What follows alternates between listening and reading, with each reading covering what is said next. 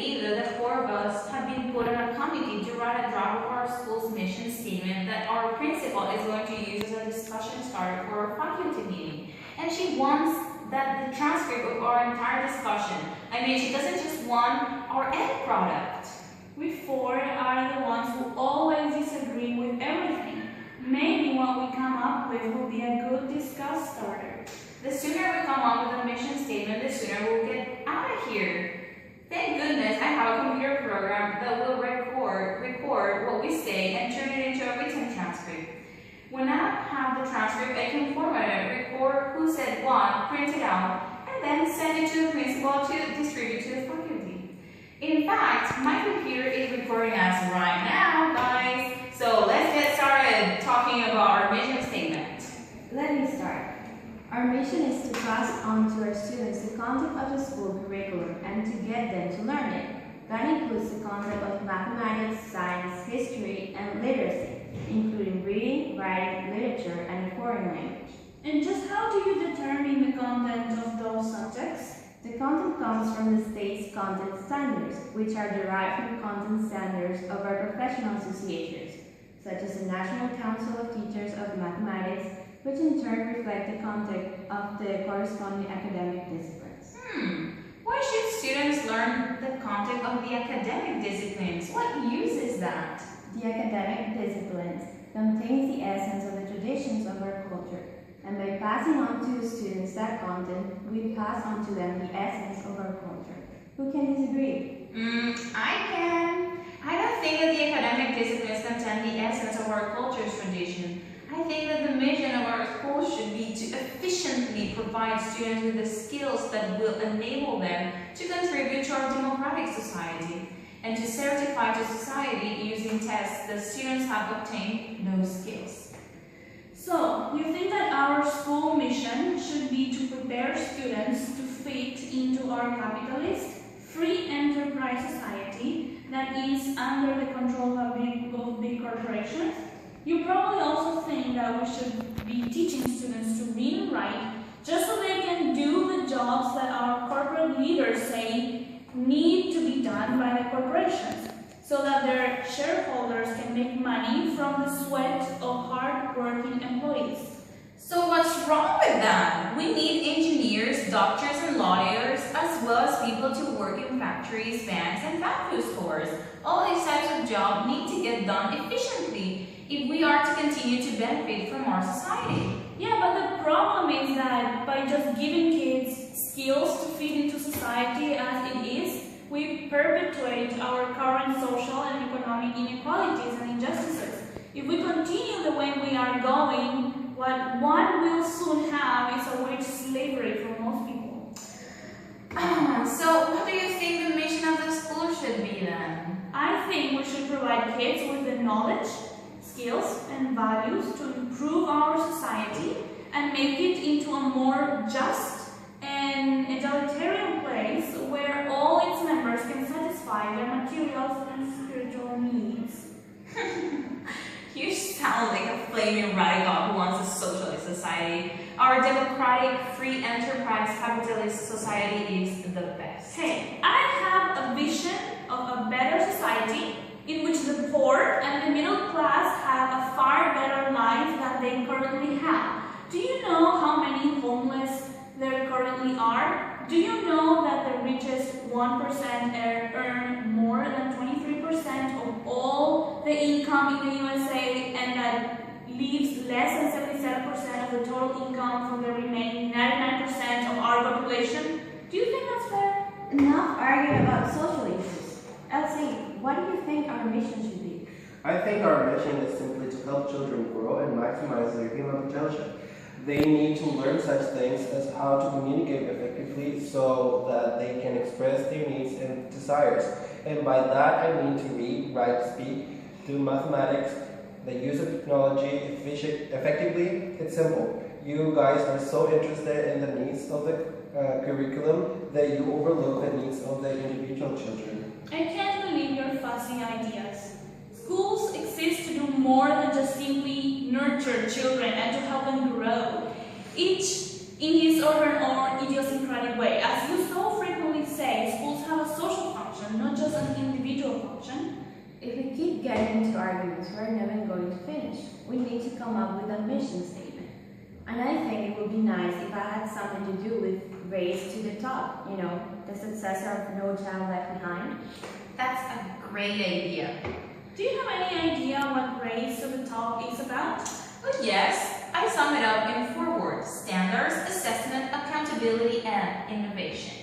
And just what do those cute little words mean? Well, standards mean designing and implementing rigorous academic standards to prepare kids for college and careers. Assessment means designing and implementing assessments that measure students' performance that are useful in making instructional decisions. Accountability means using the results of students' assessments to improve teaching, evaluation, comprehension, compensation, and retention by encouraging and rewarding effectiveness and discouraging and punishing ineffectiveness. Innovation means using standards, assessment, and accountability to improve schools through such innovations, implementing merit pay, supporting charter schools, and promoting collaborations between business, leaders, and educators. Good summary. To me, the most important thing is the design of rigorous academic standards for the core curriculum of mathematics, literacy, science, and social studies. That is what is best for preparing students for the future. But there is no proof of that, given the fast rate of cultural and technological change taking place in our world. In addition, I just can't see why you believe that if children can't measure up to current curriculum standards, we should raise the standards and make them more rigorous. And lots of states are passing laws that go further and say that if children can't pass the new standards, then we should deprive them of high school graduation and thus further education. This doesn't solve our problem, and it's not the interest of children. Have you heard how poorly American students are doing in comparison to students from other countries? We need to raise standards and get better teachers. Teachers who will teach the content required by the standards. Oh yes, teachers deserve all of the blame for poor students' performance, don't they? I'm sick of hearing this. It overlooks things such as dysfunctional families and communities unsupporting of education, student transience, broad social ill and as homelessness and hunger, and poor curriculum, poor teacher working conditions, and lousy administrative support. If we implement Race to the Top innovations such as extended support for charter schools, implementing merit pay, and promoting collaborations between business leaders and educators, it should help with the poor performance. So come on, you are assuming that because educators are to blame for poor students' performance, as a result, we should turn decision-making over to business and corporate CEOs, wealthy philanthropies, and politicians. There is no proof that educators are completely to blame. In addition, corporate CEOs, philanthropy, and politicians have agendas that aren't in the best interest of most kids. They are also clueless about classroom realities. In addition, you are assuming that because public education in the U.S. has failed, which is questionable, we should turn over transitional public schools to charter schools and allow private for-profit corporations and businesses to run them. This is lousy logic. Current research indicates that there is no evidence that the charter schools or schools run by for-profit corporations do a better job than traditional public schools. Well, to me, what is most important about Race to the Top is development of standardized students' tests that can be used to hold teachers accountable for their students' performance. E. You assume that standardized tests are free of cultural, linguistic, and other biases, that they completely and accurately assess all the important dimensions of children's knowledge, that they cannot be circumvented by raising or lowering passing scores, cheating, or teaching to the test. And as a result, they should be the primary determiners of student success and teachers' effectiveness. I disagree. And you assume that merit pay for teachers based on student tests given once a year will be fair. Well, I disagree. Other factors than a teacher's effort influence test scores, such as high degree of students trans science and discrepancy between funding support for their children's education. In addition, you assume that merit pay based on student test scores will improve education without adverse effects on teachers or children. I doubt it. Competition between teachers for pay raises will probably influence collegiality and morale, promote teaching to the test, and limit teacher creativity and instructional design efforts.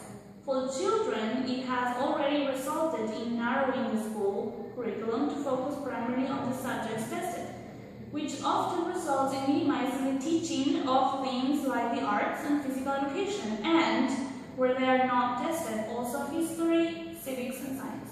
Okay, enough. What a rampage. Forget I ever brought up grades to the top. We need to come up with a mission statement. And we need to do it soon because I want to go home. I agree. I want to leave. But I disagree with all of you. How are we going to agree on anything? Well, how about if we agree to disagree? At least that is a starting point. Yes, that's it. What if we say our school has many purposes and that they vary depending on grade and subject taught? Good idea. What if we each get one sentence in the mission statement? I'm going to give it a try. Okay, here's the first sentence. Our school attempts to accomplish a variety of things. Someone add a sentence. We provide children with the skills necessary to become efficient, constructive members of our democratic society. We enable students to obtain academic excellence by acquiring the content knowledge of the school curriculum. We facilitate the growth of children so that they can self-actualize and reach their full human potential.